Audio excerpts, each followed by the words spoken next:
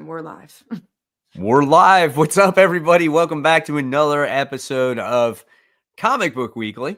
And today I have Cat Comic Uno with me. Last week I had Brant. This week we got Cat. Me and Brant hate each other, so that's why we can't be in the same room. They hate each other. They're butting heads like, oh, I'm not doing a show with Cat this week. No, this week it's just Brant. He just he's had a busy week. He's had a busy week, and he's a night owl, so he's up at night, and then he sleeps during the day. And he had some things that he had to do the past couple of days that messed up his sleep schedule. So he's not here with us today. He's got to get his rest, you know. And what's crazy is last week I had a migraine, so I couldn't be here. And then next week I'm going to Emerald City Comic Con, so I can't be here. So if Brant and Mike are on next week, it'll just be like, one after the other duos. But after that, I think we'll have the trios back. Yeah, let's hope so. Me and Brant will make up by then. Yeah, right. So it doesn't matter as long as we're still doing the show and we still get to discuss some of these great things. Lots of stuff to talk about today. There's so much comic book news. I don't think there has been this much news in a very long time. Like Comic-Con.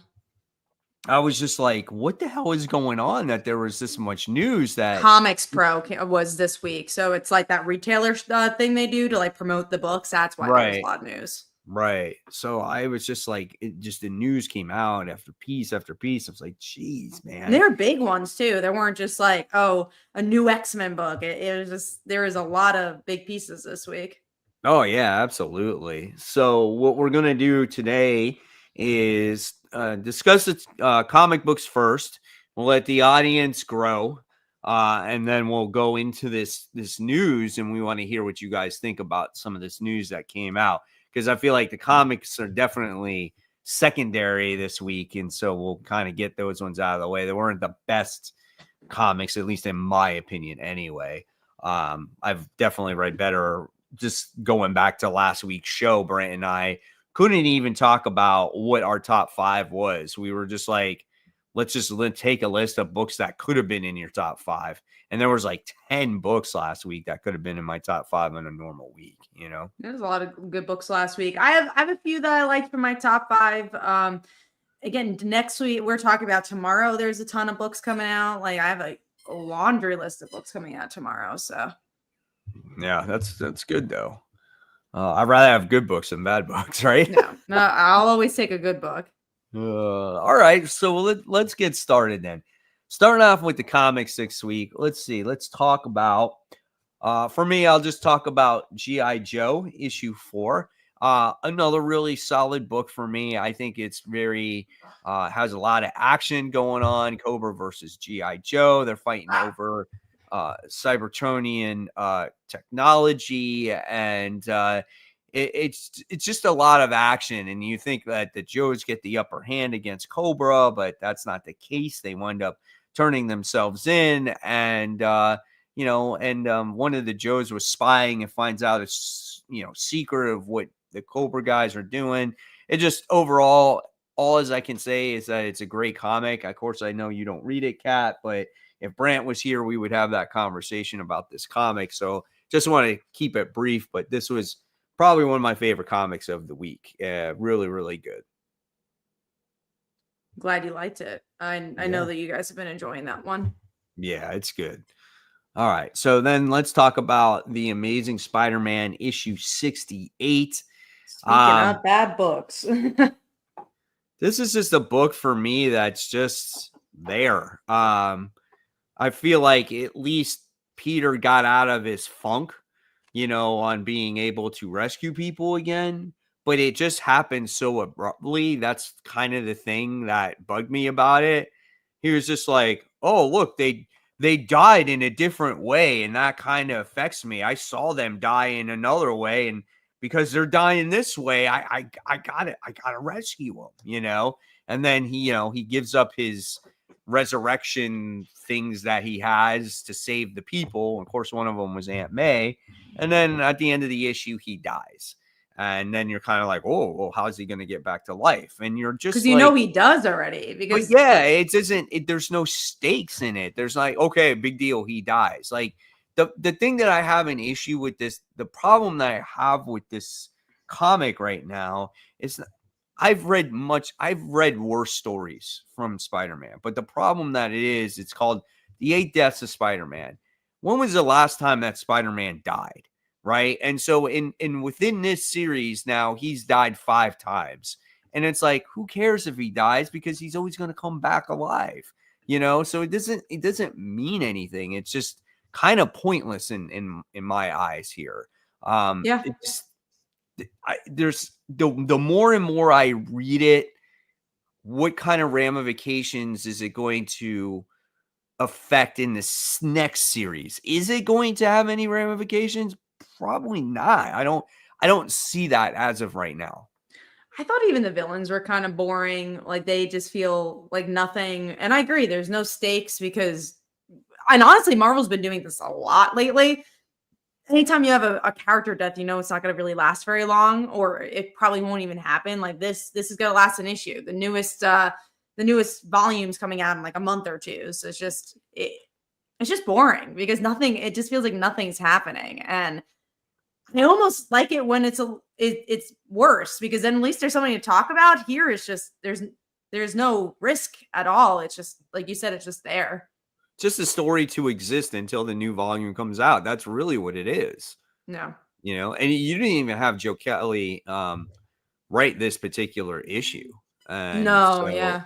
It's Justina Ireland. And so it's just like, I just feel like Joe Kelly at this point is just writing his run on Spider-Man, and this one just kind of, he knew that for a while, and he only did so much of this, and he's kind of shared the writing duties here. So it is what it is, and hopefully issue 1 of the new volume will be better. I mean, just seeing the preview alone looks a hell of a lot better, so we'll see what the story has to offer. All right, so now let's talk about Zatanna, issue 1. So this is a book that obviously I think all 3 of us had high expectations for, because we liked the Black Label series, right? So in this issue, or this book, I thought the writing was good, and I thought the artwork was better. It was a beautiful book to look at. Me personally, though, like, I liked it, and I'm going to read more of it, but I wasn't completely blown away by it because I couldn't really get into the cast of characters. I don't know if this is a new cast or not. I know that the enemy in there is a new character, but I didn't know like the other cast of characters in here. But I like the exploration of magic and those different types of things, and them going through this portal and stuff. So that was kind of interesting, but you've known that I've never been a magic person to begin with, whether it's in DC or in Marvel. So it's like, it's hard for me to get into certain stories that has to deal with, superheroes that have magic powers. Yeah, if I had to pick between the two, I still like the Black Label one, I think, a bit more because of the character drivenness of it. But I like this because it felt different, but it felt like its own identity. Like, I like the sleight of hand stuff, the illusions. I love the art. So it definitely gave me enough to want to read more and see where it goes. I liked what it was building towards. And again, the other characters we'll see as they play off. They try to fit a lot into this issue, but I like the vibe of the book, which I think is important. Yeah, the end of the issue was pretty cool. I didn't expect that to happen at the end to Zatanna there. So, but it's kind of the same thing. It's like, like, she's going to be okay. It's just like they use that in the first issue and you're like, oh, damn. But then you're like, oh, well, she'll be fine because she's magic. What's different with the Zatanna one, at least it's like, how does she get out of it? Because it's an interesting ending of like visually. The Spider-Man one's like, he's just like kind of laying there. It's like, I don't care how he gets out of it. It's like, I feel like the build up to it was his neck was broken, Yeah. But the thing is, in Spider-Man, is he's already died 4 times in this series. So you're like, okay, what's one more time? Mm-hmm. All right. So let's talk about our number 5. So what was your number 5 then? Mine was X Factor issue 7. I thought this is a really good tie-in to Doom. which I haven't been liking. One World Under Doom. I don't remember if I was here for it, but it's everything you kind of expect with the event books. But and as someone who's not reading Fantastic Four, it's not really for me.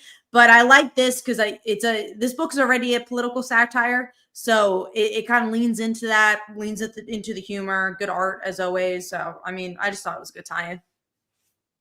I'm sorry, I didn't even hear you. It was X Factor. Oh, X Factor. Yeah, you like that book. I like that book too. Mm. I thought it was a good book. It wasn't like my favorite of the bunch so far, but I did like how Angel came back. We haven't seen him since like the first issue when he was severely injured, and now he's the leader of the group. I thought that was kind of cool too. But overall, it was pretty interesting. I wonder, like, with that device that they had to get at the end, like, is Doom going to get that device, from the island of, they call it what? Gigosha? It's Genosha, but they called it Gig Osha. Where it runs on an algorithm. It's so stupid. I was like, oh my God, it's so fun. It's stupid. It's funny. You know what I'm saying? So yeah, the AI stuff was interesting. Like that commentary was interesting that they were tackling that. But the way they did it, I think it worked. Yeah, it is pretty cool. I like the book. It's fun for sure. My number 5 is going to be actually Storm. Okay.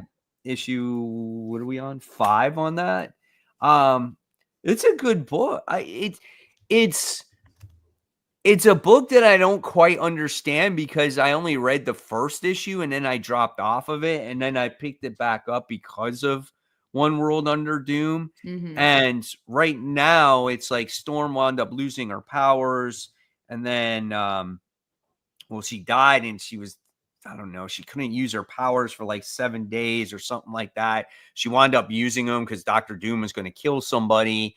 And then now somehow she got thrusted off into space, and she has like these cosmic powers. And you wind up getting to see like the cosmic side of thing of the Marvel universe. And it was definitely a much different issue than I ever anticipated. Like it's Eternity and the Oblivion and the Tribunal. And so it's all those different types of characters in there. And it's definitely different. I don't know 100% what I read, but I liked it. And I loved looking at this book. This book is like fucking masters of art. Like, I loved it. I mean, in freaking insane. And so I'm just going to continue it. I know it like continues with the X event that's going on. But I'm going to continue it because it's such a gorgeous book just to even look at, Yeah, So, it's cool that like the event got you to jump onto it, another book you weren't reading. Yeah. Normally, probably I might have not tried it, honestly, if it wasn't for the events, because I dropped it after the first issue or whatever. All right, so let's talk about Ultimate Wolverine issue 2. So what do you think of it? It kind of has a similar problem I had with issue 1, where it's just too quiet. It's just like it's pretty slow, and I am okay with that if the visuals are gorgeous, and I feel like the visuals are kind of muddy. So I didn't love it. I'm gonna obviously read the next issue. It's Kitty and Gambit, but if that doesn't impress me, I think I will drop it.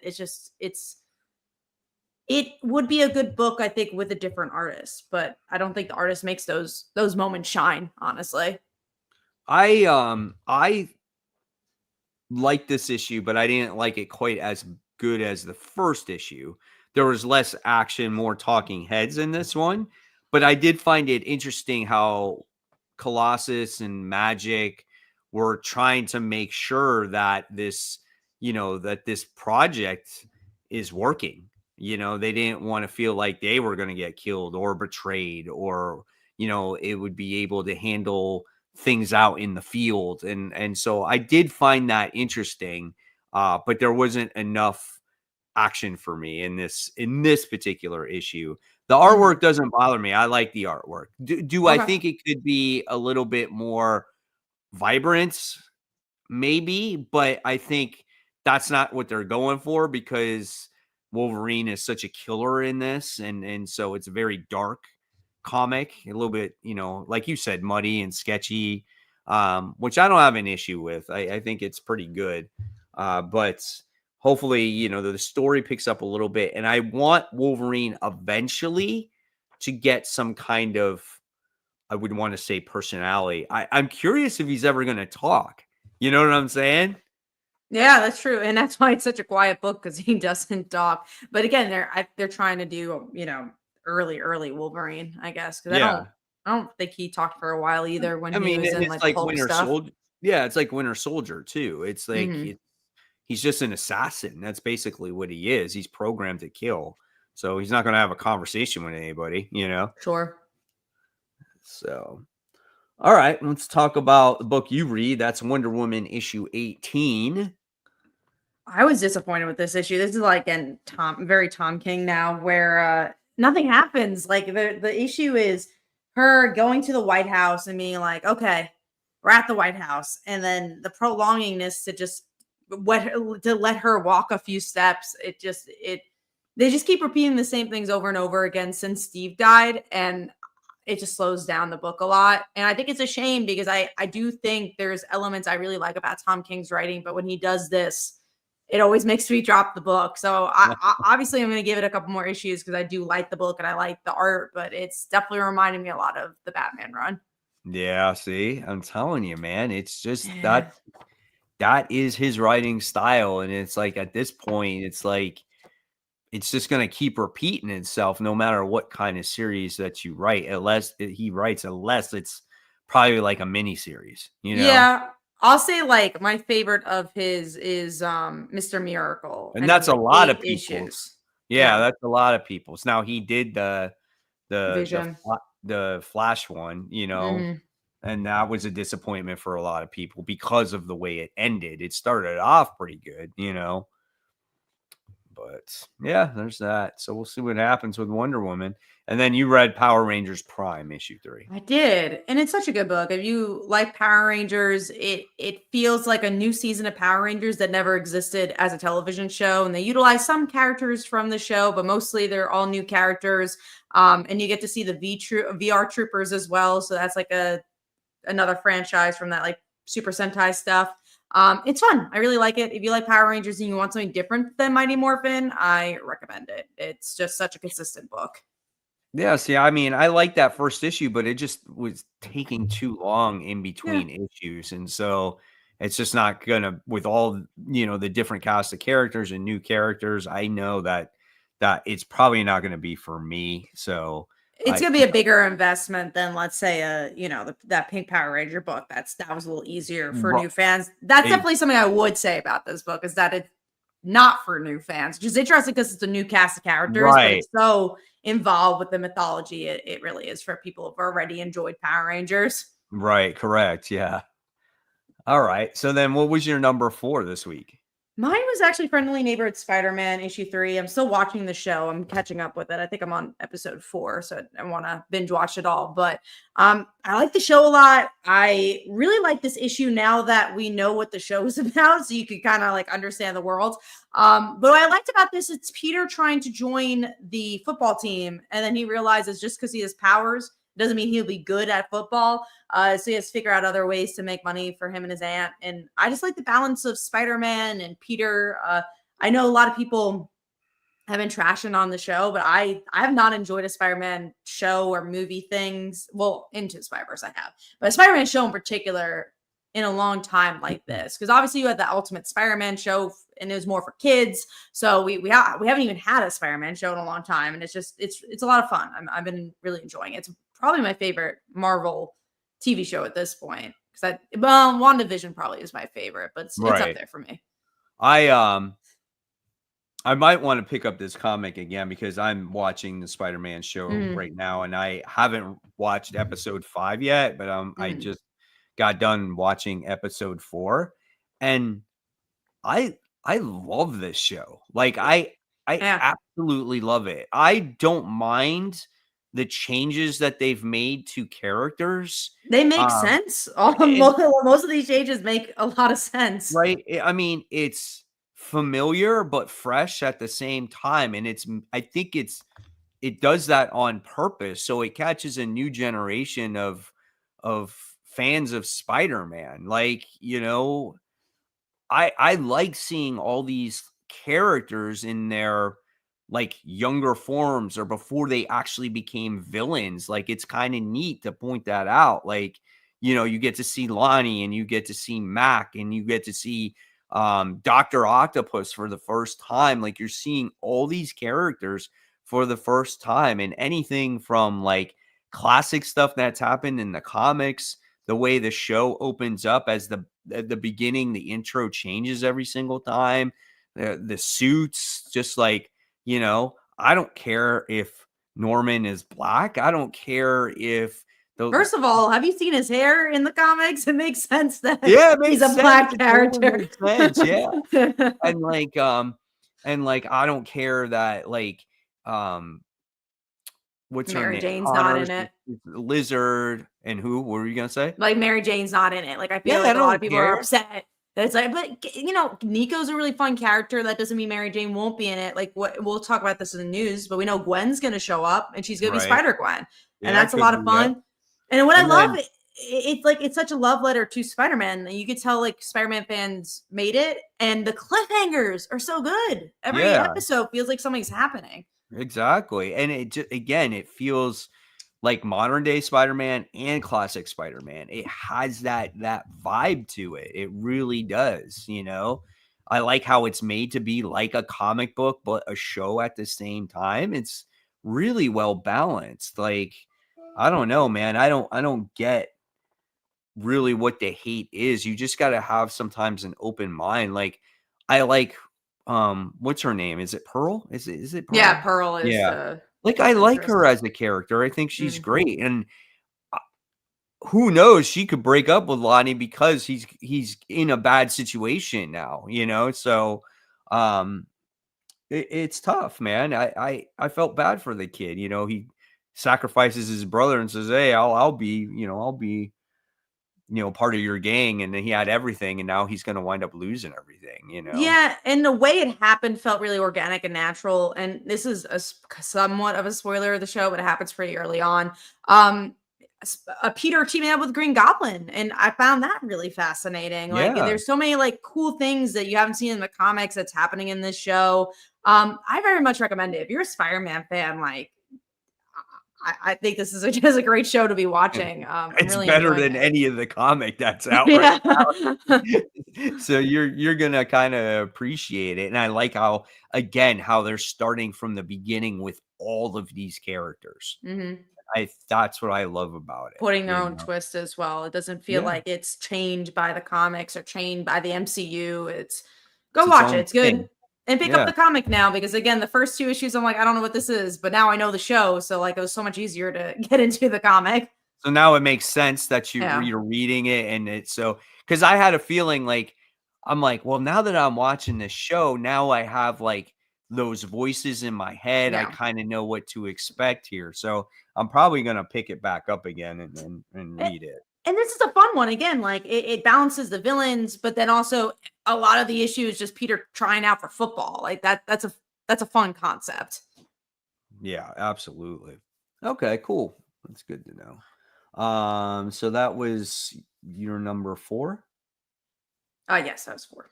Okay. And my number 4 was Ultimate Wolverine. So we already discussed that. All right. So now we move on to, let's see. Let's do you dropped Nightwing, and then I did. Let's see. So let's talk. I'll talk about Nightwing issue 123 quickly. It's kind of been more of the same. It's Nightwing just exploring more of the different types of gangs that are in there. He comes across this gang that are like mutants. They're called the Fly Boys.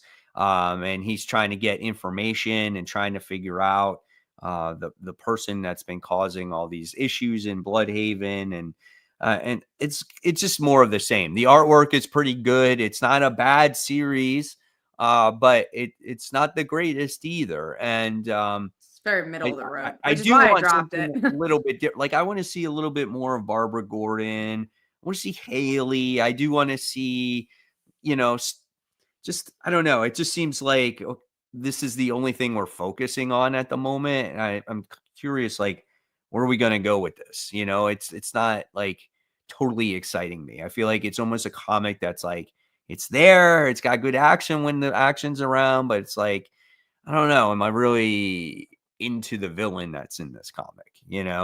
So we'll see what happens with that. Next one is Stranger Things, the Dungeons and Dragons, The Rise of Hellfire issue 1. That book surprised me. I thought that one was a pretty good comic book. You learn about Eddie, the Dungeons and Dragons guy, and how he fell in love with Dungeons and Dragons and how he became like the Hellfire Club leader. And I thought that was really interesting. And I definitely am going to read more of that comic. So if you're like Stranger Things fan and you've been collecting those comics or you like that character, I'll definitely recommend that one all day long. And then we have Uncanny X-Men issue 10. So you and I read this book. So what'd you think? The art is still throwing me off for this one. I obviously it's so different than Dave Marquez's book. I mean, Dave Marquez's artwork. I like the kids also more than like Rogue and everybody, which is weird to say. And I do feel what you've been saying, where it's just like it feels like two different books. And weirdly enough, I think you enjoy like the trio of the X-Men more. And like I like the kids. I want to see where they're going. And anytime they go to like Nightcrawler or something, like, no, go back to the kids. I'm more interested in that. So it does feel like a very torn book. And it does feel like it's buying time as well. Because obviously we have like a fill-in artist. Yeah, we'll see where it goes. I still like the book a lot, and I liked this issue. It just there was a lot of uneven elements with the art, and then the split of its time with the different characters. Yeah, absolutely. I agree with the art. It's the artwork is much different, and obviously I think this was the artist that did Dark Ride, right? If I'm not mistaken, yeah. But it fit that book more than this one. Correct. It's an indie book, and then when you get an Uncanny X-Men book and you get an artist like Dave Marquez, and then you get this artist, not knocking this artist. It's just very different. It's just very different. And so it doesn't live to that expectation because Dave Marquez is one of the higher tier artists, so that's what you expect when you get this book, and you don't get that. And we're only how many issues in this book? 10. Right 10 now. issues in, and we can't even. This is the third issue in a row that we're getting this artist, so it's kind of crappy. And again, you get a character that supposedly dies, and then right away in this issue they come back alive, and the story kind of doesn't make sense to me. It's like they released these Sentinel dogs in the last issue, I felt, to go after these guys, and then it takes place in a mall, and then obviously since it takes place in a mall, it's all over the news, and now they're worried about getting bad press. And it's like, well, what do you expect when you got Sentinel dogs going after kids? You know what I'm saying? It's just like it was weird. And then you do get your X-Men, so you get like Nightcrawler in there, and then at the very end it's bookend with classic X-Men with like Gambit and Rogue, and so I like those moments, but those moments are so far and few between. And I feel like those moments are forced in the book because it's like, hey, we need to put X-Men in this comic book. Otherwise, people are going to get upset. So, yeah, this book is just like, it's kind of all over the place for me right now. I don't disagree, but we'll see. Again, I still like the book a lot. So, just more of the arc that I haven't been loving. Gotcha. Okay. Let's see. So now we'll go on to our number 3. So what was your number 3? Mine was Zatanna. I thought the art was really good. I think it has a lot of potential. Again, is it the Black Label book? No, but I think that's an okay thing that they're not the same. Gotcha. Mine was Deadly Tales of the Gunslinger issue 3. This is the one that's the origin story of Gunslinger in like his early days, and This takes place in the Old West, and Gunslinger just became the character that he is. So he's trying to figure things out. He's going after the person that threatened him, which is a demon. And Jimmy Palmiotti is the one that writes this book. So it's nice. it's different than, you know, than McFarlane, you know, so it's kind of cool. Art is kind of, it's not my favorite art, but it's like dark and gritty. It reminds you of the Old West. So it's a pretty decent book, man. I really enjoy it. So again, I've said this many times, like if you have not read anything with Gunslinger, now's the perfect time to jump on board. And it's a $3 comic book, man. So you can't beat that. Right. Yeah, my dog is doing some crazy stuff. Lenny, come on. Like on top of a couch, and she's just like, looks like she's up to no good. All right, she's good now. Looked like she was up to no good. But yeah, I'm glad that Gunslinger is new reader friendly now, because I know it's been going on for a long time. So you kind of need that for a book. Yeah, absolutely. All right, so then let's move on here. We're going to go talk about some Titans. This is issue 20. Oh my gosh. I am so, if this was not the Titans, I would have dropped this book. And it's very inconsistent. I'm like holding on to it because I'm like crossing my fingers that this is going to get better. I like John Layman as a writer. And so I'm just like, okay, did we just do this book because of Valentine's Day? Yes. It's like, it's so frustrating, this book. It really is. It's like the romances felt really forced, like the Roy and Donna stuff. I was like, when did that? Where did it come from? Yeah. They were like kissing at the beginning of the book. And I'm like, what? Like, and then they don't really follow through either. They're just like, oh, I guess that happened. And then they move on. Yeah. And then the Gar and Raven stuff makes sense because we've been dealing with it. But I'm like, also, like, I'm kind of bored with it because we have been dealing with it. I did not love this issue. And I didn't love the art for this issue either. This is the original artist, though. I know. I'm not a huge fan of Pete Wood's like facial expressions. Right. Like I like the idea of his art, but his facial expressions are a little off for me. But yeah, no, I agree. It's a weird title in that way, because I do feel like the first issue had a lot of potential, and this just kind of went somewhere else. I mean, you still got the story where like Psycho Pirate is tricking them all to thinking that, oh yeah, we're gonna, you know, Bumblebee is going to save, you know, Raven and everybody else, and so that does have me intrigued a little bit, but it just seems like every other issue, it's the story's kind of jumpy, and I don't know, man. I'm not sure. I'm gonna give it a little while longer. I don't want to drop Titans because every time I drop it, like it does pick up or something happens, and so, you know. But I want something like how what was the event that Beast happened? World? Beast World. Like I love that. That was so done. That was so well done. And then this is just, I don't know. It's just really slow and nothing's really being accomplished yet. You know? Yeah. So, all right. So let's talk about a couple books I read. So we got Doom Academy issue 1. So this is tackling the Strange Academy kids, but is it the same writers? Or no. It was Scotty Young did the writing before. Yeah, you know, and so this is the first time Scotty Young hasn't written it, though, right? If it comes to like a series, no. There's been another mini series also that someone else wrote.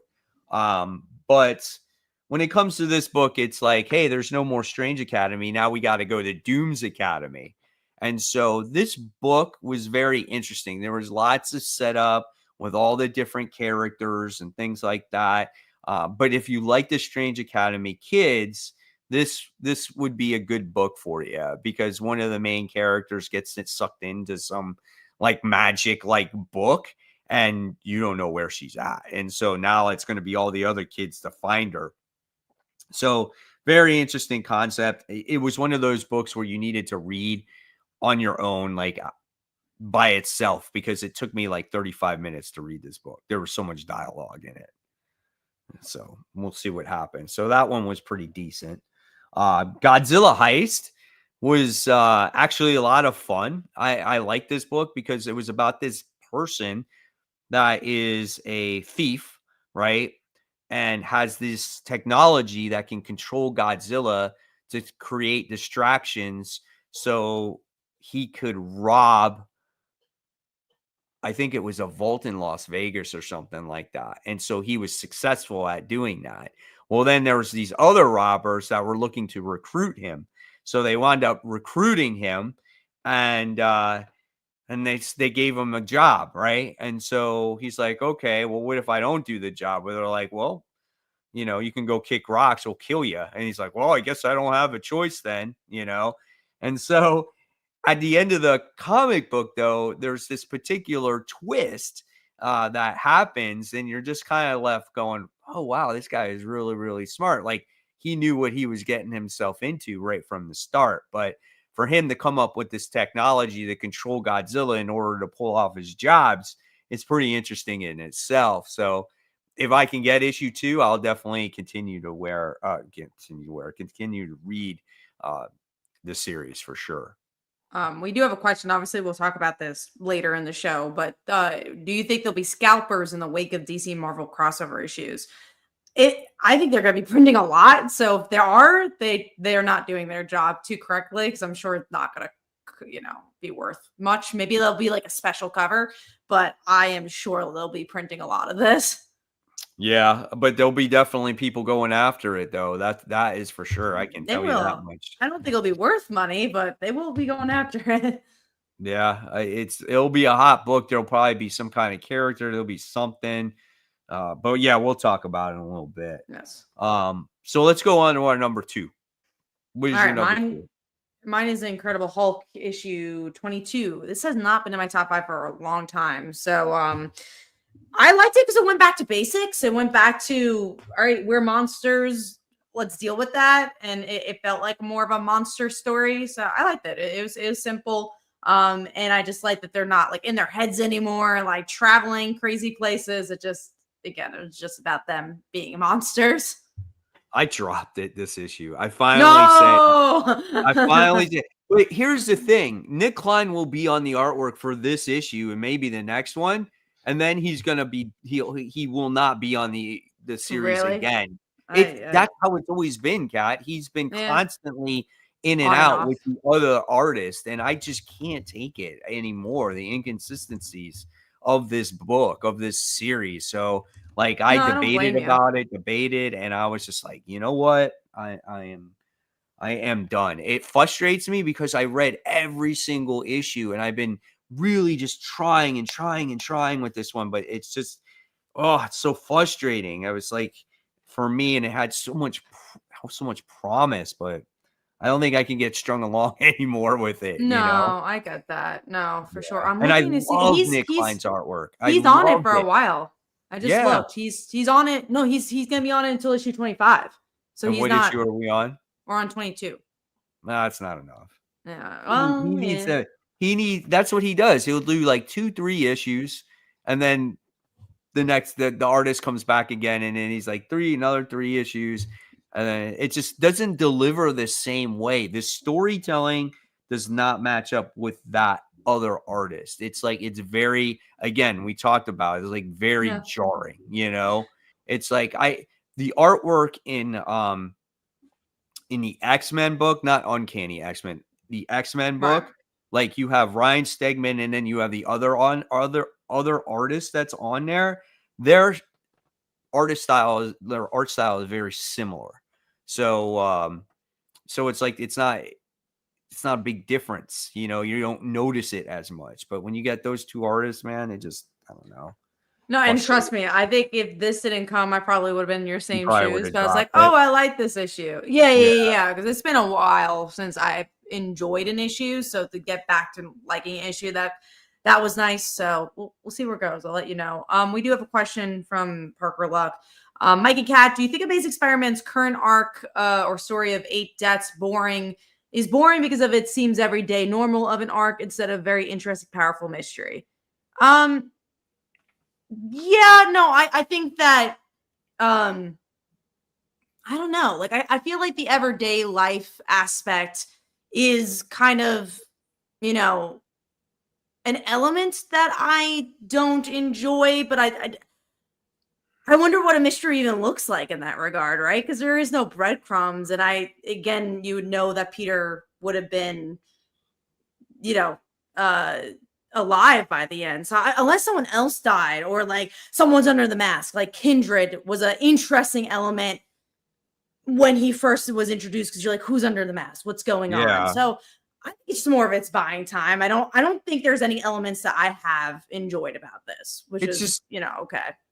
yeah, it's just one of those stories that just doesn't have anything for it that really, adds mystery or makes it intriguing. Like, I give it credit for trying to have Spider-Man have different powers, but does that fit Spider-Man? Does people want to see Spider-Man as a sorceress? Like, no, I don't think so. Unless you kind of you build something with it, but he's just kind of randomly a Yeah, he sorcerer just in became this. it, it's Yeah. like Doctor Doom's like, "You're my champion." And the problem with this run is, or this particular story, is that it was very repetitive just right from the start, right? It's like, I'm Spider-Man, I got this sorcerer power, I fight the Scion of Sidorak, and then let me go on to the next one, and then let me go on to the next one. And then it's like, well, to be a little bit different, let me just sit on the couch and be depressed. And it's like, well, shit, is that even worse? It's like, think about it. It's like, damn, we went from fighting to now we're just sitting on the couch being depressed. So And it's that's just not an like, interesting it's just, comic. yeah, it's just nothing, there's nothing there. Oh man. Oh, I'll just keep my fingers crossed for the next run. That's all. But let's do my number 2 real quick. My number 2 was Thunderbolts Doomstrike issue 1. If you want to talk about a book that ties into One World Under Doom, it's this one right here. This one was really, really good. It And what just has issue number is it? issue 1. Oh wow. So Thunderbolts Doomstrike issue 1. is it a mini series for Doom, Yeah. or is it gonna, okay, that's even Yeah, it's a better. That's mini great. series it's a tie-in book for the main event. And it has to do with Bucky and some of the other characters in here. And it was just really good because Bucky is trying to take on Doctor Doom, and it's kind of a failure. And Doom plans for all contingencies here, and he really makes Bucky look like a fool and almost like a terrorist in this comic book. And so it was really a nice little surprise that this book has to offer, and kind of gives them the meaning of Thunderbolts at this point by the time you get to the end of it. But this one was good. I would say so far, we've had some tie-ins. This was the tie-in to read for the week when it comes to the event. So definitely a surprising book for sure. Did you like the first issue? Again, I don't think I was on for that.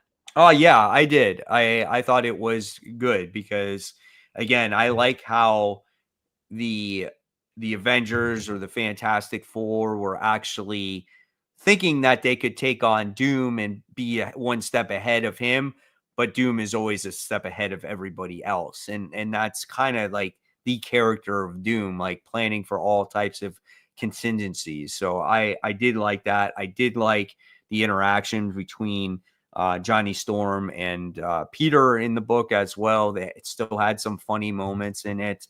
You had the Baron Zemo situation. Was it perfect? No, I don't think it was perfect. Was it the best book I ever read? No, but it does show some promise that I feel like at least Marvel put some real good thought process behind this. So I'm curious how it continues to develop here. Cool. And that's your number 2? Yeah. Yep. Absolutely. All right. So now let's talk about. I'll let you talk about Questioning Along the Watchtower right now. Yeah, no, it continues to be a really solid series. It's a good enough mystery. I like that Cyborg Superman ended up being the villain here. But it's still a good Renee story as well. Batwoman's involved. You get to see that interaction.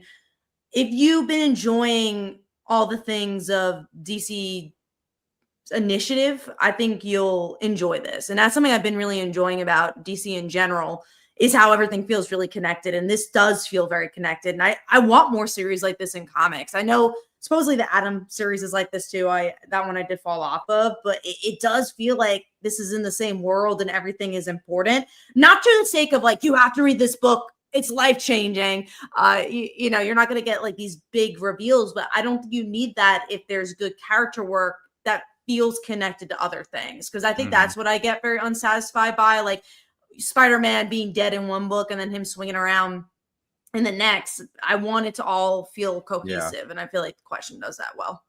Totally get that. It's kind of like what Marvel is definitely not doing right now with when you got Wolverine and like multiple other books right now, and it's kind of insane. It's like in a Wolverine Deadpool book, you got Deadpool with Wolverine, but then he's in with Miles Morales doing something else, and you got the event going on. And so it's kind of like, well, if the event's going on, how would he be doing all this other stuff? And I try not to look too heavily into it because it will drive you crazy. You just got to look at these other books as just other, you know, adventures with your favorite characters in them. That's the way I look at it. But I know as comic fans, we like that continuity. We like how everything kind of means something in the universe, you know? Especially in DC and Marvel, you know, that's kind of what you're there for. So it's interesting that we don't have that as much. Right, exactly. Okay, so that was the Watchtower, Miles Morales, Spider-Man, issue 30. So definitely a book that I enjoy on a regular basis, and now it's crossing over with Deadpool, and we have the whole situation where Deadpool is taking on Miles Morales. It was a mission that he was given to by Agent Gowl. And, you know, originally he found out that the person he was taking out was Shift, which is Miles Morales' brother in the comic book world. And so that's why they were getting in a fight with each other. And I know you don't read this comic book on a regular basis. Yeah. So for you, I'm sure this was probably new. You know, some of the things that were going on in here, you weren't quite sure what was happening. The last characters, their characters, I'm guessing, from the book, right? The ones that show up in the end, they have like guns or something. I'll show you them. Well, they were in yeah, I know who you are. Yeah, that was like yeah, Deadpool called him like generic gun guy, which is funny. And then yeah, that they were all in the Miles Morales book. Okay, that's what I figured. Yeah. That's the only thing I was really confused by. I think everything else you could kind of like pick up on, especially if you are a Miles fan. So besides this series, I usually do read Miles Morales. It just hasn't been one that's grabbed me. But I like this as a Deadpool crossover. I really like the conversation between Deadpool and not Deadpool, Deadpool's daughter and Miles. I thought that was really good. Did this issue convince me to read Miles Morales? No, but I think it's a fun adventure between the two.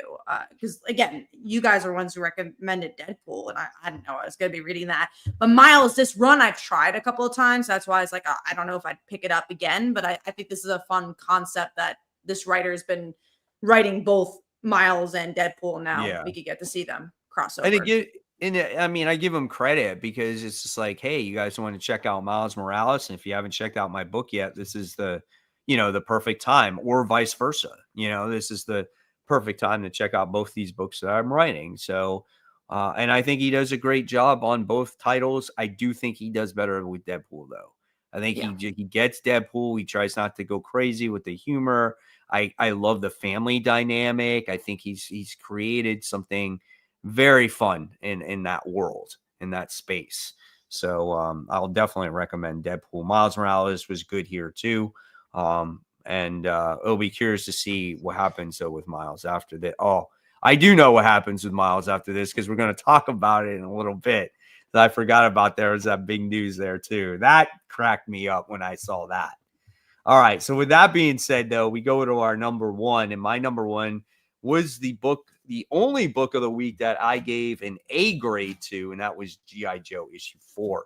And we talked about that one already. So Oh, you have to guess mine. What do you think came out this week? Was it Exceptional X-Men? It was Exceptional X-Men. Yeah, no, I really like this book a lot. This issue in particular does have to do with the kids a little bit more. And I think this book does a better job at, let's say, Uncanny X-Men, at focusing on the kids and feeling like they're individuals. And this one has to do with the green guy. And they end up getting an internship with Kitty's roommate's company. And the company is like a DNA company. It's open to mutants and blah, blah, blah. And then, this guy, he feels connected to the boss. He's like, no, let's do it. Who cares if we're collecting DNA? And everyone's like, no, that's not a good idea. You should not do that as a mutant. And I like that it put a spotlight on these other characters, but still having enough Kitty, enough Emma in the issue. And I like how much it's building a world and it feels like its own story. So I like it. Love the book. So I'm having a good time with it. Very cool. Awesome. Glad you're enjoying it. So before we get into the news, let's just do our most anticipated now. Oh, good idea. Sure. Okay. So your number 3, Kat, is Green Lantern issue 20. So you're excited about that one? Yeah, they are continuing that Green Lantern Sorrow storyline and also exploring more about the fractured spectrum thing going on, which I think is really cool and different. And I'm also glad it's going back to not just a core now. Like we've gone to so many different directions with Green Lantern. It seems like now it's going back to basics, and I've missed that. Yeah. So I'm glad to go back to that. I think when you do that, when say you do the different spectrums, like the different colors, like you can explore so much with the Lantern series, and that's what I liked about Jeff Johns' run. It wasn't just the Green Lanterns, it was the Red Lanterns, the Blue Lanterns, and it built up into something exciting, and it was, the buildup was huge there. I love that. It's so good. So really good book. I'm excited for Green Lantern myself. My number 3 is Nightclub 2, issue 6. This is the conclusion to the series. So I'm totally excited about, how this is going to end. I would recommend this book to anybody. It's been so good. Volume 1 and Volume 2. And Volume 2 is actually, I would think, probably better. Just because we got to see these characters a little bit more and their personalities and stuff. So your number 2, which I'm excited to hear why Red Hulk is your number 2. We have not had a Red Hulk series in like a decade. That's why, I want to know what we're getting into, I guess. It just feels, I won't say fresh, but I just feel like it's something we haven't had in a long time. So I'm curious. And obviously you had the MCU stuff. Will it be influenced by that? It's going to be like a very Captain America driven book. Is it going to be more of a Hulk driven book? Who's his supporting characters? I think it's more of the unknown factor that interests me more than anything. It's just like, what's going to be this book? Right. I am excited for this book. It's just obviously just not my most anticipated. Sure. And I did see the movie. I saw the movie on Saturday. Did you like I think it was. I did like it. Okay. Did you see it? I did. I watched it the Thursday it came out. And I feel like there's pieces I liked of it. I really liked the beginning a lot. I was like, wow, if this is the rest of the movie, this would be great. And then the middle really, really slowed down for me. So I didn't love it, but I don't think it's as bad as some Thor, Love and Thunder, Doctor Strange madness. Yeah, they weren't as bad as that. It was there. I thought it was just a good, solid movie. I felt like I would have loved to see probably a little bit more action, kind of like when Falcon and Captain America were flying around the Celestial, stuff like that. That stuff was really cool, Would I love to see the Hulk a little bit earlier or maybe a little bit more? Yeah, maybe. I think, but I get it. This was a movie that was supposed to probably come out a while ago. It went through some reshoots. And I think being that everything that it went through, I think it was a pretty solid movie. I like Anthony Mackie as Captain America. I think he's great. And I thought it was a good movie. I really do. I don't think was it the best movie? No. And that's why it came out in February. You know what I'm Yeah, saying? sure. It's It's not not intended Fantastic to be. Four. Yeah, it's not intended to be the best movie, and so I didn't have these high expectations but I did enjoy it. And But you, it was one of the better movies that I've seen from Marvel as of but you late. know what I enjoyed more? The Marvels, I thought, because that was the one that got really bad reviews too. And then I remember watching that. Like I enjoyed that more than Captain America. Um, if I had to compare it to something. Did you? I like the Marvels, but again, I think I like You like Captain America. Cap better. Yeah. You watched the show too. I didn't watch the Yeah, show, I so I was watched kind the of show, and going into it blind. it was a good continuation in a way of the show. And I also watched the Hulk movie back when Sure. that came out also. So, Recently, or did you? Because I've not watched it since it came out. well, I would say within the past couple years I watched Okay. it. So, I mean, and so it connects to that movie really well. There's a lot of little elements in there, the Stearns, um, the general's daughter, all those different things. Like, I love how they brought back Liv Tyler just for the ending of that, Mhm. So I love how they did connect, a Captain America and the Incredible Hulk there. And there was pretty cool elements in there. So I would recommend it. Like, it's definitely not a horrible movie. It's not like a freaking, like you said, like Doctor Strange or what was the other movie you said? Thor, Love and Thor. Thunder. Yeah, no way. Like, Thor's not a good movie. This was a solid movie. Cool. All right. So let's see. What are we at? Now going into my number 2, which is TMNT number 7.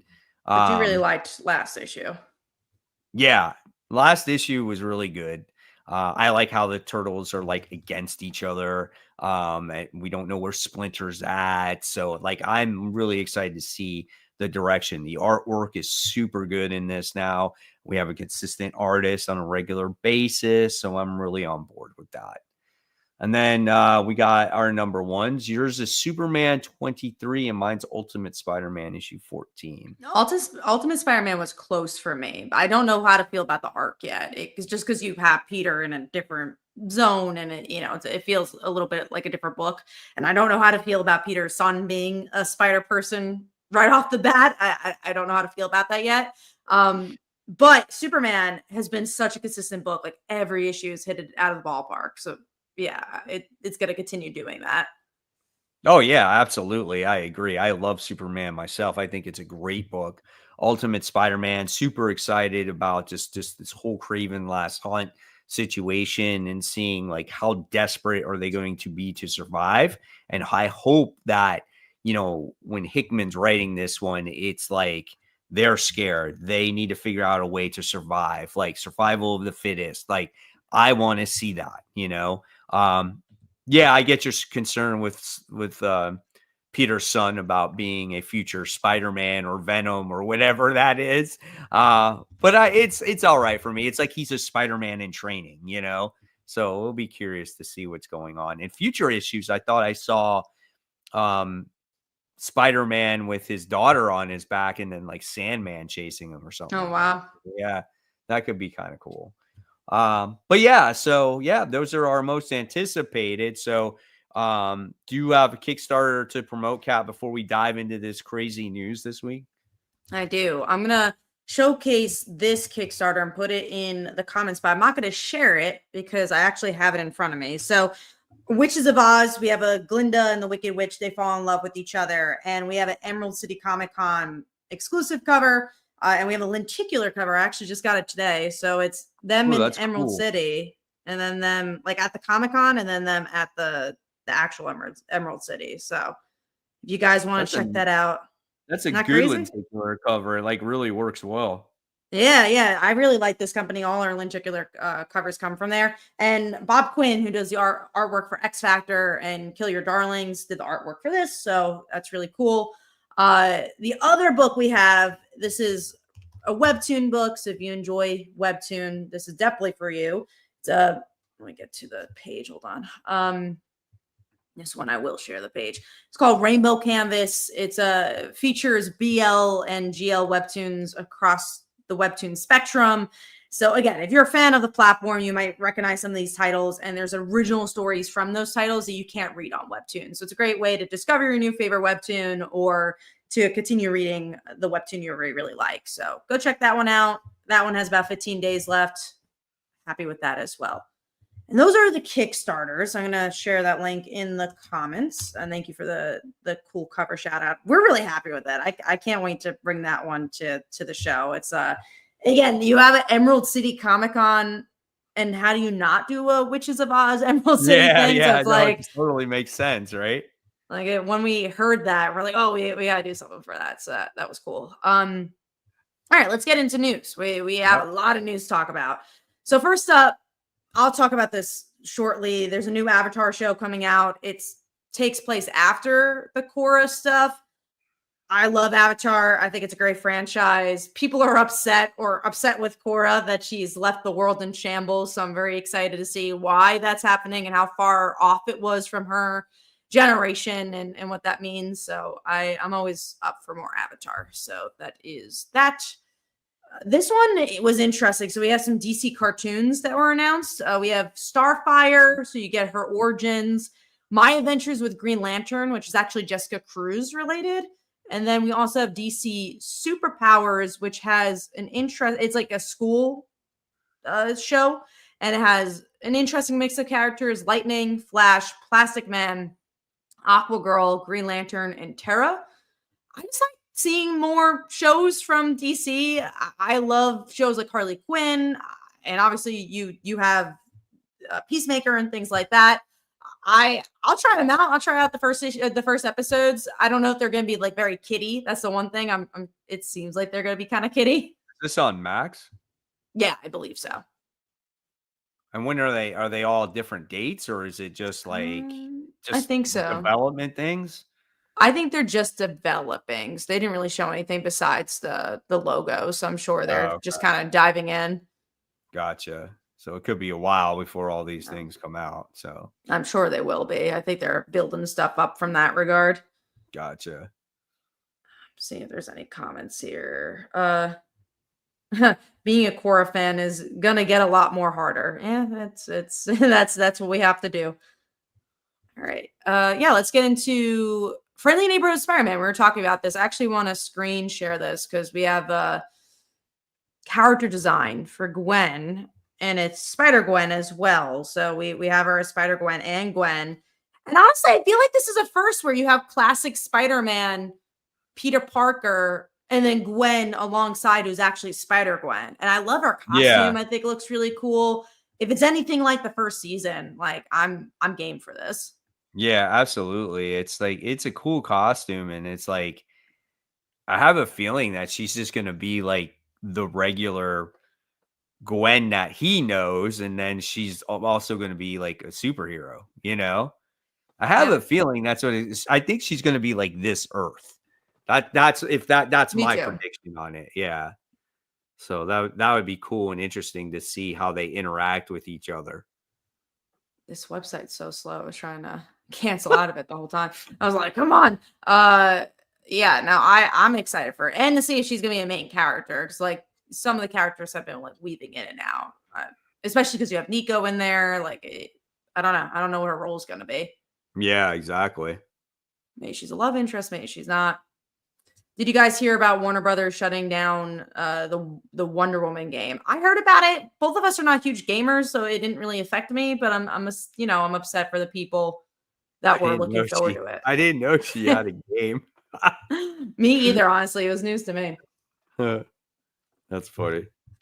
All right, the last news piece for media is Basket Full of Heads is getting a movie. I love Basket Full of Heads. Isn't that cool? Because it already feels like a movie. It's a slasher. Like, I can't wait for that. That sounds so cool. It's like how you get people's heads chopped off, and then you're gonna freaking that's gonna be wild, man. That's not a movie for everybody. That's for sure.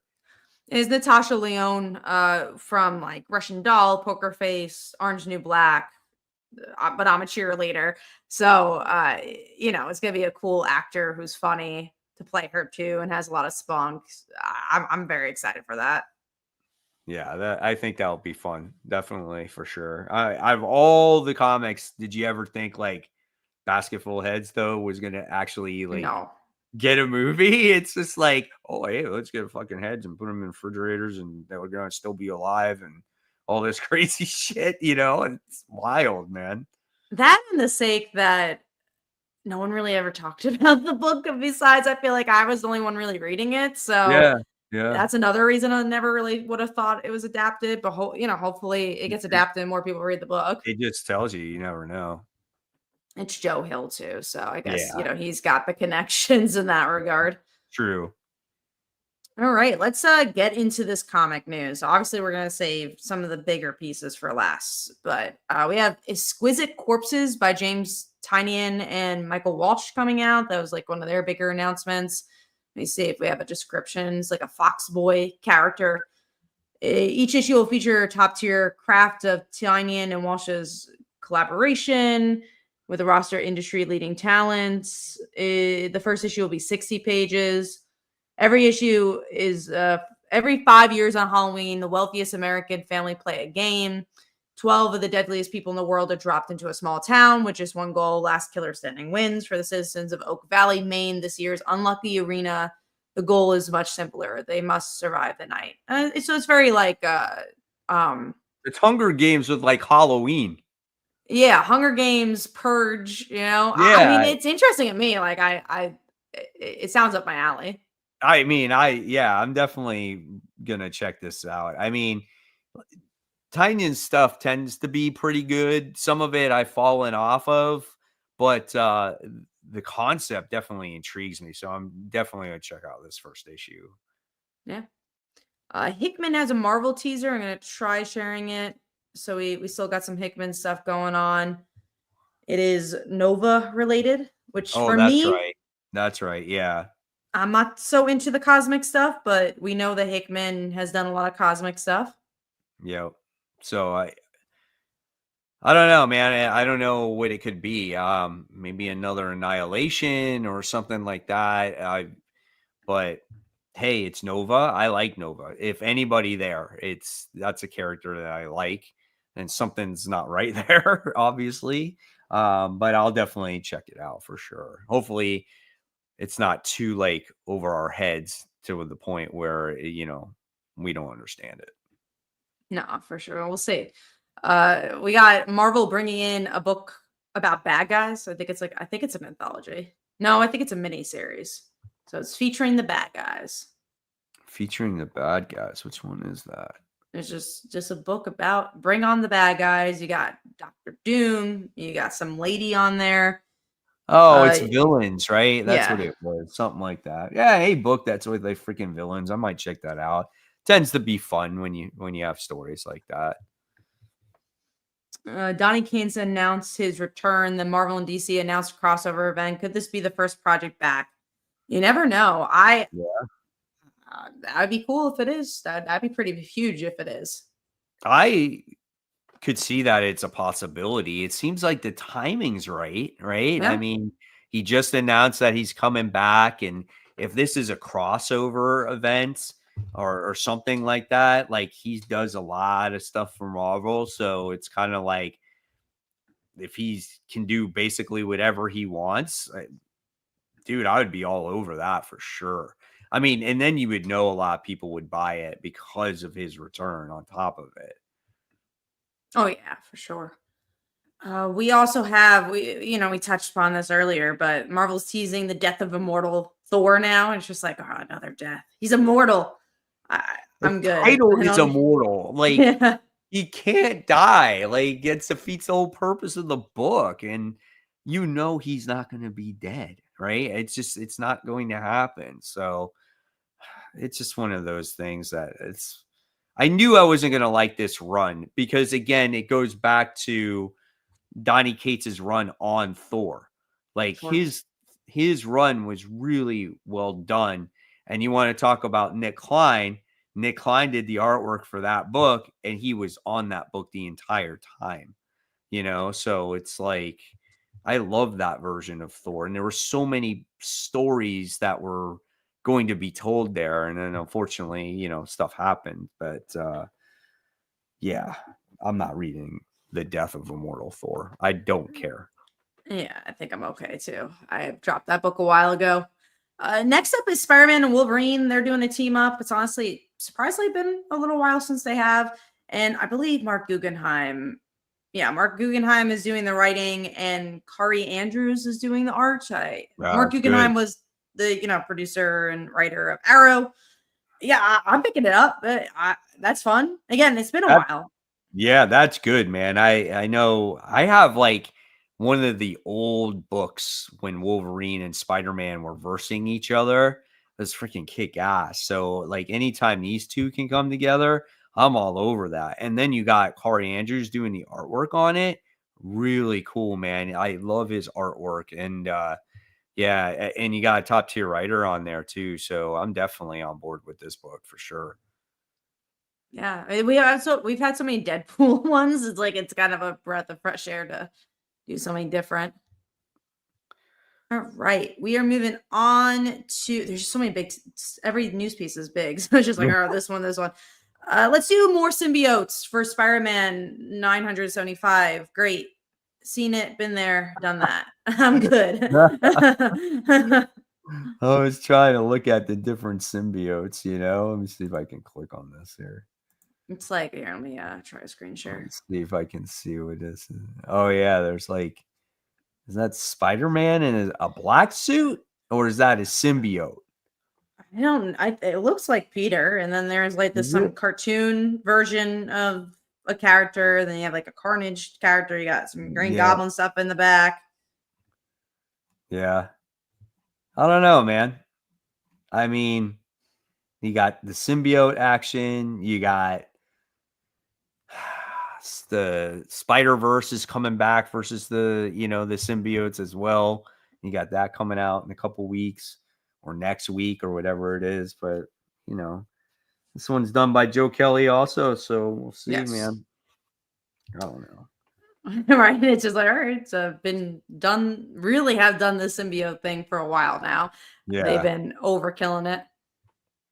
All right, next up is new Ghost Machine titles are coming out. We have a new High Street miniseries written by someone else, so I think that's cool, and hopefully focusing maybe on like one character for a while, because the actual High Street series usually jumps characters each issue.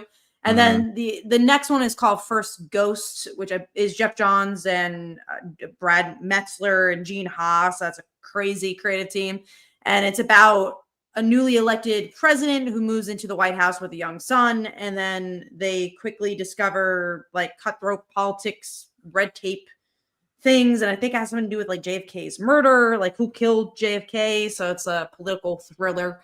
I check it out. Like Brad Metzler is really good at doing stuff like that, so I'm excited about that one. And I try out Sisterhood as well. Sisterhood, a High Street story, just because again, I'd like to see High Street in a longer form than what it does now, because it's usually an anthology. Yeah, I still think High Street does more than an anthology book. There is an overarching story. Sure, yeah. And then there's just like obviously little arcs going on. So I can appreciate that. But anything that Ghost Machine is going to do, I'm going to try no matter what. I'm not a fan. I think I'm officially going to drop Hornsby and Halo. I just can't get into that book. It feels different from the other books, and not that I'm expecting every book to be like Geiger or whatever it is, or Rook Exodus, but it's just like the story doesn't interest me that much. It's like been very repetitive. I find that the Rockefellers has more potential than this book, for me at least anyway. So I'm dropping that one for now. I mean, I can't read everything, right? So it's just like, if I'm not loving it and I haven't loved it yet, then I'm going to drop it. It's a slow burn. I'm still picking it up because it's definitely more my style of a book, but I can see why you would drop it. Right. All right, moving on to let's talk about Jeff is getting a miniseries, which makes sense because Marvel Rivals has kind of made him a bigger character. And I love Jeff. It's the same creative team as we gotten for Jeff. Like, just give me more. It's 5 issues. I think it's gonna be so much fun. I just have a blast with it. Yeah, I mean, hey, why not? Why not ride that wave when it comes to Jeff? It's kind of funny. We all loved Jeff before this whole game came out. Probably no one knew who Jeff was. And now the game comes out and it's like now everybody knows who Jeff is. So who would have thought that character would have taken off, right? From West Coast Avengers, which I feel like we were only reading. And it took a video game to do it. And but I give Marvel credit for coming out, doing that game and getting it into a mass audience, because there's other people out there now that find interest in these characters. So I'm happy for a character like Jeff that has some life out there. Yeah, I agree. All right, moving on to Spider-Girl is getting a series, but not the one you think. It is the Spider-Girl from Spider-Boy. I mean, I'd give it a try. I want to, I'll see what she's all about. Obviously, it's not the Spider-Girl I'm looking for, but why not? I mean, I think it's cool that they're expanding the Spider-Boy universe. Yeah, I mean, she's in Spider-Boy right now, and she's a different character. I forgot her name. I totally forgot her name, where she can kind of like mimic other people's powers, but for some reason she's stuck as like a spider person. And now she's physically going to be Spider-Girl. So, I don't know. It's like, I'll definitely try it for sure, but it's just like, you'll stick with it. Right. It's like, okay, Spider-Boy, good enough. Spider-Girl now, like, I'm not against having a Spider-Girl comic, but like, if we want to bring back the Spider-Girl, why can't we just have the Spider-Girl that we knew a while ago? It's like they just don't want to bring her back in that way. So we'll see what happens. It's like the MJ and Peter marriage. There's just something there that they're like, I don't want. It could probably because of the marriage that. They're like, oh, they're married in that universe, so we can't have them. We can't have them, and we can't have her. It's crazy. I like Tevi says, I don't want this Spice Girl. Oh, she is a Spice Girl now. All right, moving on to let's do a new Supergirl series. So that's coming out. Let me see. I forget who's writing it. The creative team is where is the creative team? It is Josie Campbell, who wrote Shazam and the Mary Marvel book that I really like. And then who is doing the art? Artist is not Art Germ, but he is doing the covers. I can't find the artist on this one. It's where is the creative team? This article is not all right. Supergirl issue 1. Let's see. If you guys know in the comments who's the creative team. Okay, Sophie Campbell, Supergirl issue 1. It's a different Campbell, actually. It's not Josie Campbell. Sophie Campbell is writing and drawing. Okay, so it's the same person writing and drawing. Both. Yeah. Okay, gotcha.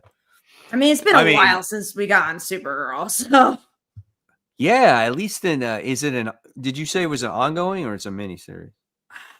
I don't think it said. So I think it's an ongoing though. Gotcha. Well, let's hope it's good. I mean, I would like to see a good Supergirl series. I mean, there's not too much to say about it, but like you said, we haven't seen a series about her. I mean, we've gotten Power Girl, but we haven't gotten Supergirl, right? So doesn't Supergirl deserve her own series? I do. I think so. All right, next up is Krypto series coming out. I remember the creative team was interested for this one. So Krypto is being written by, let's see, Krypto. Ryan North, who does the Fantastic Four stuff, and Mike Norden is doing the art, which I think is cool. I'm a huge Revival fan, so that's where Mike Norden is most popular from. But he also does this book called Battle Pug, which is like his webcomic for like 20 years. So like makes sense that he's making a Krypto book. Again, I'd try it out. Why not? Let's see what it's about. Listen, I'll definitely try it out. I mean, I love dogs. I love animals. Krypto is obviously going to make his appearance in the Superman movie, so obviously that's why they're coming out with this. I think it's like what, a 3-issue miniseries or something like that. 5-issue miniseries. So I'm definitely I'm down for this for sure.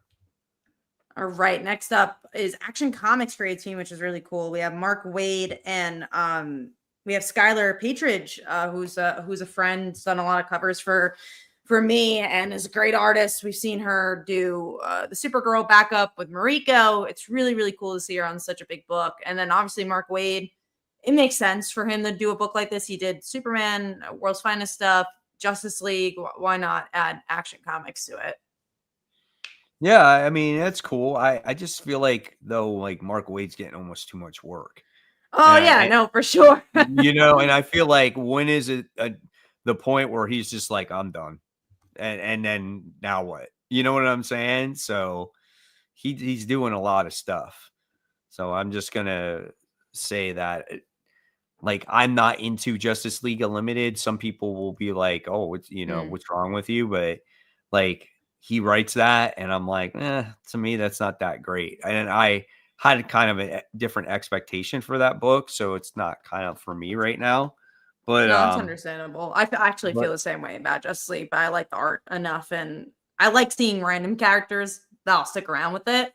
But I don't think it's the best book. And honestly, I liked Mark Waid's World's Finest a lot in the beginning, but I haven't loved a lot of his stuff recently. Mm-hmm.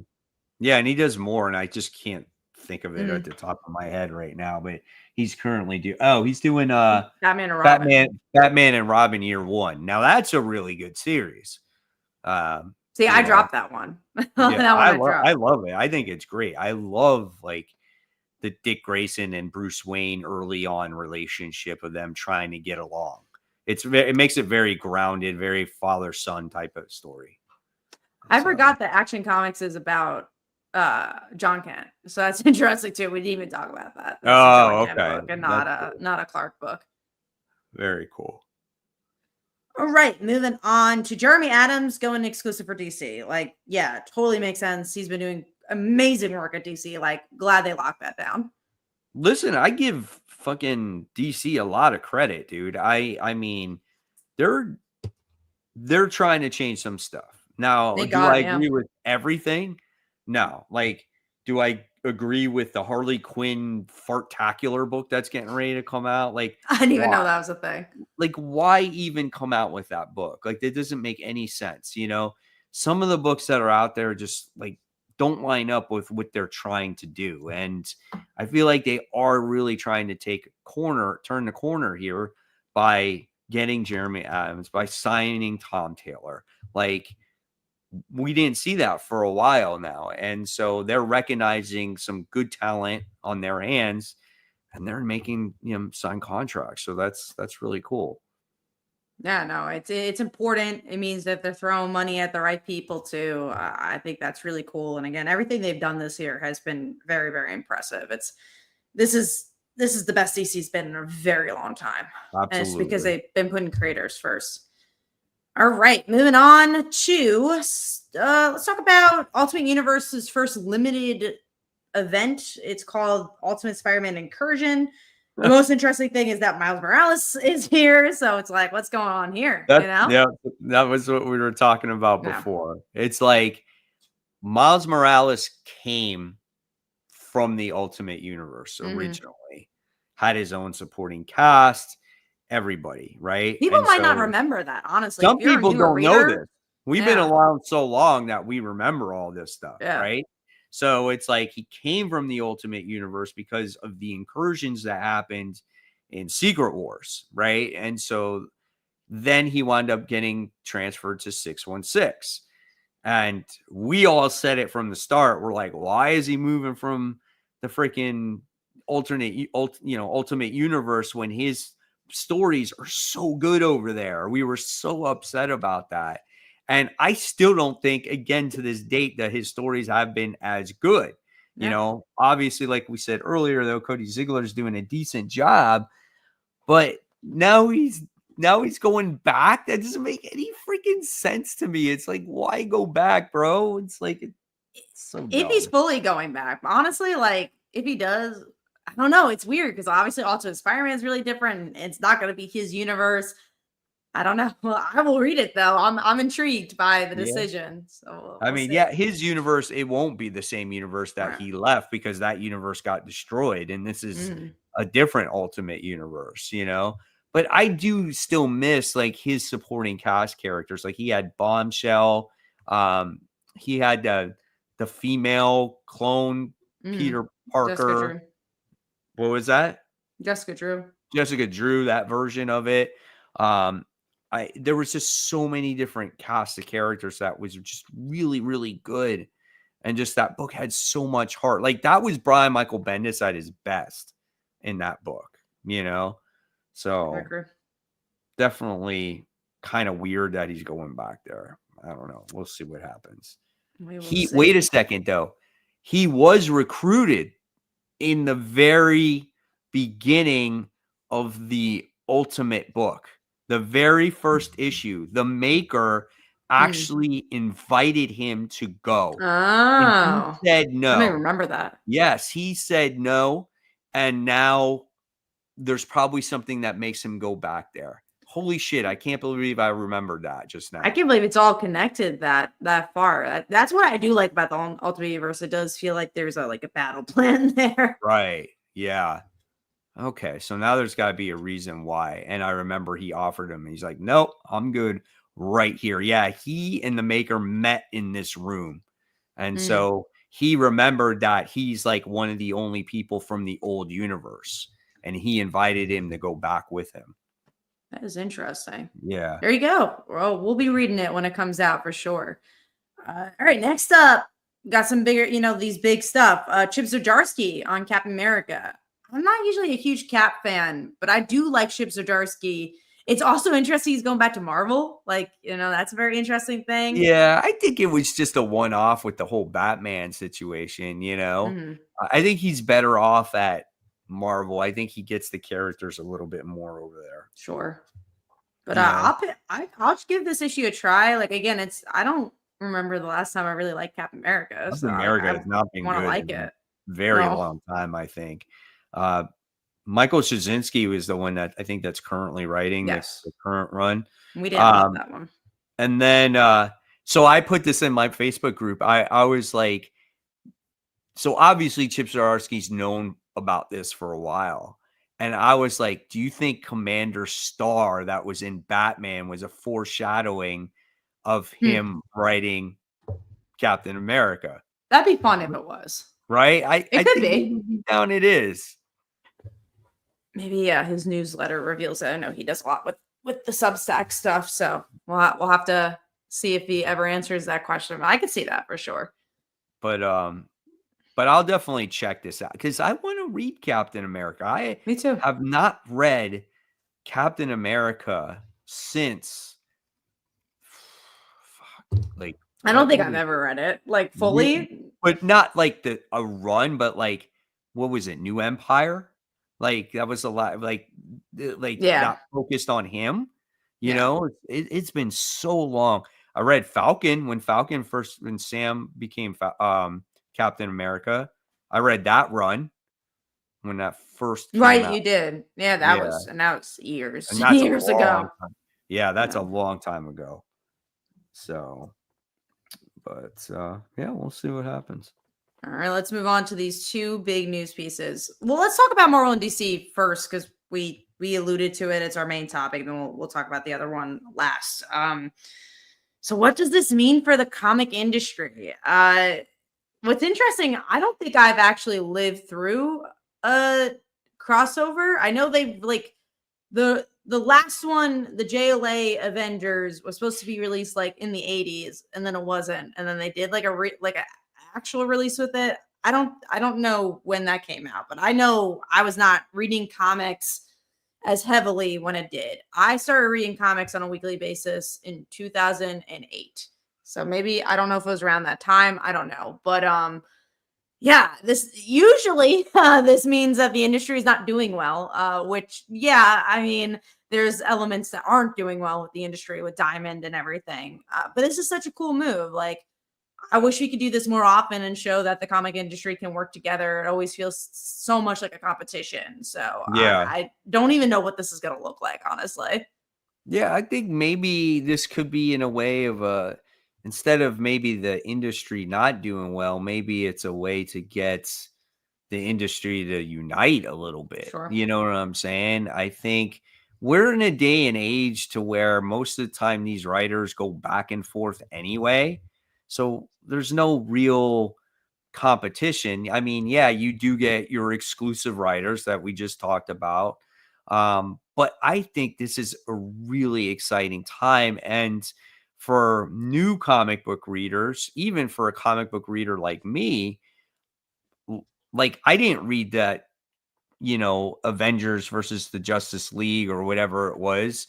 That came out when I was younger, but I didn't buy, all those books until later on. You know what I'm saying? So I think a modern day story of this would be absolutely amazing. And if you get a top tier creator on this will Donny be Cates.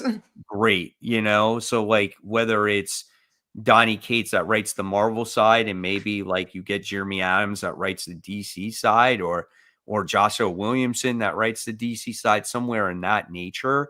And then you get great artists on there. So like, well, who would you get from Marvel to do artwork? I'm not sure. I mean, Dave Marquez. you could get Dave Marquez. You could get Pepe Larez. You could get a couple of people that are on there. You could get like a Jorge Jimenez that does it, or there's some other artists out there.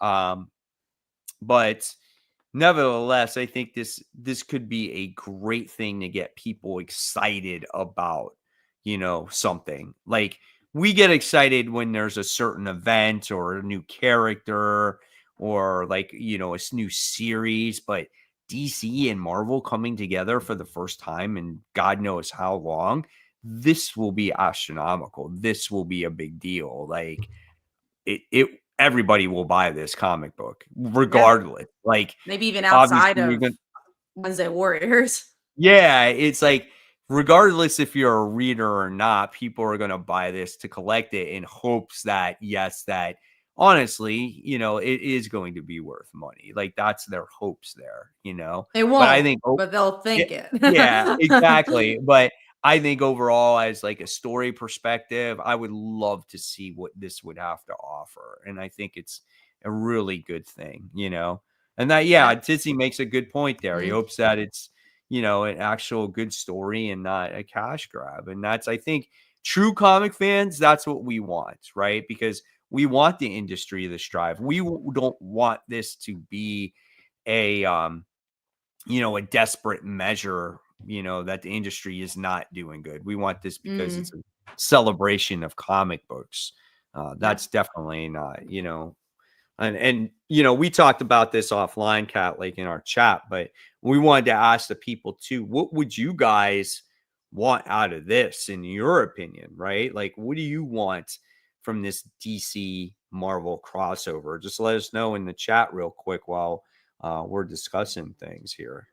And I think like what I would personally want to see is just, you don't get to see Batman and Spider-Man ever interact. I want to see what they have to say about trauma, something like an interesting character story between like two people that never would be in a room together because they weren't allowed to. So I would want it to be a character driven story and not just like this action blockbuster. Yeah. And I wouldn't want it a fight either against them. I would want them to work together and deal with situations together to fight maybe like a new villain threat or a villain, something like that. Like even get like the DC villains and Marvel villains teaming up against the Marvel and DC heroes and have a true like hero versus villain battle over something, whatever it is. Because regardless, that would be freaking cool just to see that, Yeah, I don't disagree. All right. We are, well, as you guys tell us in the comments what you want to see. Well, Batman versus Iron Man is one. So keep going, guys, if you have any things you'd like to go see. All right, but we are moving to our last news piece, which is Matt Fraction and Jorge Jimenez are going to be doing Batman issue 1. It's renumbered. We have not renumbered Batman since Tom King's run, which was years ago. And Matt Fraction, that blew my mind because again, he hasn't really been in the game in a while. He is an amazing writer. You have Sex Criminals, are what collectively one of our favorite runs, Invisible Iron Man. He killed it on. I'm very excited for this. This just feels so new and fresh. And keeping Jorge, I think, is smart too, because then he'll keep the elements of maybe what you're familiar with Batman, but with a completely new voice. Like this is such a game changer. And this is like, again, why I've been really loving what DC is doing in that regard. And again, I'll continue to say I'm usually more of a Marvel fan, so it's so weird to be singing DC's praises compared to Marvel, but it's like they're making moves like this, making things feel different. And then on the Spider-Man side of things, Joe Kelly just continues to do Spider-Man, and there's nothing new or different there. And they're like doing Venom stories. Right. And Spider-Man, I think, Batman, I think could be really cool. They're coming out with new gadgets, new Batmobile. He's getting like the blue and gray treatment. And you hit the nail on the head there. It's like you keep Jorge Jimenez in there, so it has that familiar, feel to it that you're familiar with. But like you said, you got that good, fresh voice behind it now. And Fraction, to me, I think is a solid choice. I would not expect him to write Batman, but I think he's a solid writer. I mean, I liked that Iron Man run that he did, and I feel like that's probably one of the best Iron Man runs that we've gotten, or maybe last really good Iron Man runs that we've gotten, He did Hawkeye. I think Superior Iron Man was the last one we all enjoyed, but before that, that's kind of like a filler. Yeah, and that was a mini series. That wasn't really an ongoing. But then we got Hawkeye from him. Oh yeah, I forgot about Hawkeye. That was Hawkeye crazy. Was always a lot of fun. The artwork was definitely different in Hawkeye, but for some reason the storytelling, it just worked there. And so I am interested to see what he has to do with Batman for sure. I am so excited for that. And it's good because now we got the whole Hush 2 storyline to kind of look forward to. And now we get the excitement of this new Batman here. And this definitely shows promise because he feels like he's going to be doing like I said, new villains, old villains, kind of reimagine Gotham, but in that style that, it is familiar. So yeah, it's definitely pretty cool, man. Something cool would be Spider-Man going to Gotham to help Batman, then Batman going to New York to help Spider-Man. Yeah, like stuff like that. Yeah, I'd be so game for. Yeah, absolutely. Let's see. Infamous said, "I still taking a break from Marvel and DC, so probably won't be picking up this crossover." Man, you're sticking strong to your break. Yeah, I give you all the kudos on that one. You're stronger than I am. Paul and every married woman in the DC universe. That would be an interesting crossover. Oh my god, that's funny, man. That is so funny. Spider-Man driving the Batmobile. That would be very fun. Things like that. I would love to see visuals like that, and especially like modern versions of these characters. Like we just haven't had a chance to see that, because it's been so long. Yeah, absolutely. I'm definitely on board with that stuff for sure. I mean, I would love to see like Batman and Spider-Man working together, or even Batman and Iron Man working together, just because they're very similar characters. They're both rich. They have all the toys, I mean, that would be so much fun. I think Tevia mentioned Captain Marvel and Shazam. Like that'd be cool too, because they're both Captain Marvel. Like that's a fun, that's a fun joke. I mean, just think about all the cool stuff you could do, all the fun and different things, right? I mean, you can do all kinds of stuff. Someone mentioned earlier, like you could have Spider-Man versus the Joker. Like, just think about that. Or you can have crazy. The Joker and like the Green Goblin team up together. I mean, just stuff like that. I would love to see all that stuff, man. I don't think they'll go that far, but this will probably be just like a couple of one shots, or maybe just a 4-issue miniseries or something like that. But I would love that. Absolutely love it. I agree. Well, that is our show. So hopefully you guys enjoy it. So I'm going to pass it on to Mike to wrap things up. Yeah. Yeah, hopefully you enjoyed it, guys. We had lots of news to talk about. We definitely talk about that DC Marvel crossover and all of the other stuff. And so, like Kat said earlier, she's not going to be here next week, but I plan on being here, and Brant plans on being here. But if Brant can't be here, and if See I what can't be happens. here, there probably won't be a show, you know. But we're going to count on it because this is a huge comic book week. There's some good comic books getting ready to come out. Well, that just came out 9 minutes ago, but that are coming out. So I suggest that you guys get to the shop, pick up those books, have a great comic book day. If you haven't subscribed to our channels, go ahead and do that. Subscribe to Kat's Comic Uno. You know, she Especially if has you her, want to know my thoughts for next week. If I'm not going to be on, you got to check right. out the She has her channel. show where she counts down her favorite comics of the week. Branch channel Only Good Comics does like Friday first, where he talks about some of the number one issues from the previous week and highlights number one issues that are coming out next week.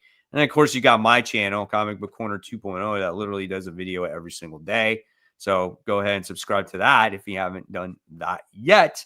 And don't forget to hit the notification bell so you don't miss anything from us. And yeah, and that's about it, guys. So hopefully, like I said, you got a great comic book week ahead of you. Enjoy all those books and have a wonderful night.